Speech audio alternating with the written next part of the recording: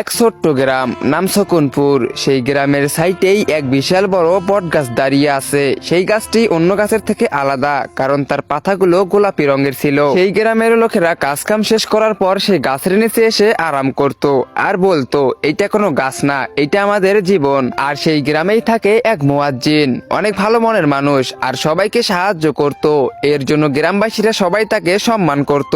একদিন মুয়াজ্জিন তার একমাত্র নাতি রাজুকে নিয়ে সেই গাছের নিচে চলে যায় আর বলতে লাগে, দেখ রাজু, এইটা হচ্ছে আমাদের গ্রামের গাছ। আমরা এটাকে গাছ মনে করি না, এটাকে আমাদের নিজের পরিবার মনে করি। আর এই গাছটিকে আমি আমার নিজের হাতে লাগাইছি অনেক বছর আগে। এই কথা শোনার পর রাজু একটু অবাক হয়। তারপর তার দাদুকে জিজ্ঞেস করে, আচ্ছা দাদু, গাছেদেরও কি পরিবার হয়? এটা শুনে তার দাদু হালকা একটু হেসে তারপর বলতে লাগে, আরে শোন, তাহলে তুই যদি কোনো জিনিস নিজের হাতে যত্ন করে বড় করিস আর অনেক বেশি ভালোবাসিস, তাহলে সেটা নিজের পরিবারের থেকে কম কিরে পাগল। তখনই গাছ থেকে একটি মুখ ভেসে ওঠে আর সে খুশিতে হাসতে শুরু করে।